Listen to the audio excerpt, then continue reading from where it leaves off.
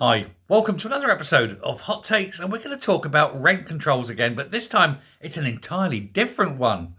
Sadiq Khan in London has been desperate to get his hands on to be able to control rents in London. He wants a London wide rent control system that he controls, and for 5 years now, to 2019, he's been denied having it. The Tories said there's no way they are giving him control of rents in London because they know that rent controls are always damaging and make things far, far worse. But he still wants it. Now, I'm pretty sure, and it's my opinion, and I have to be very careful how I phrase what I'm about to say. I'm pretty sure that if Sadiq Khan got hold of rent controls, I think certain people would have their rents frozen and other people wouldn't. And I think you know what I mean by that. And I'm not going to say any more, but I do feel that there'd be certain groups that would be more protected than others, given his history. However, and this is where you have to hold out a little bit of hope and have a smile, because it looks like all is not well in the wonderful world of Labour. Because now that there's a Labour government, Sadiq Khan has been up there again begging for this control. And Starmer has said no. He says there's no plans to do it. They're very mindful to not do it.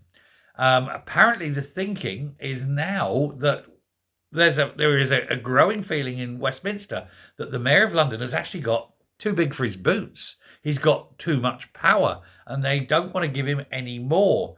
He's going to end up being more powerful as Mayor of London than MPs, than ministers even. He will have that level of power and has already got a spending level on the equivalency of some countries. And they're thinking that this is now too big, too much power, and they're starting to rein him in. Even Labour are doing this.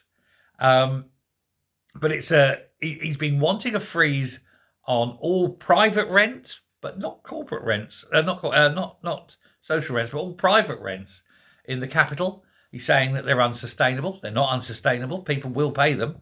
If people can't pay them, then the market would sort itself out, surely. That's the argument. If you put them up too high, nobody goes for it. And then the landlords are forced to reduce it. Unfortunately, it doesn't matter what they put them up for, people will still pay it. That's the way of the world, especially in London, the capital city, where capitalism reigns supreme, surely.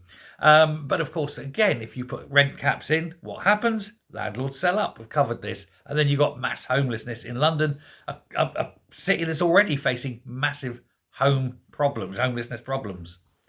But there is this mixture of fear of homelessness, fear of control, but also the fear that Sadiq Khan has got too much power, and it is starting to rattle the Labour government.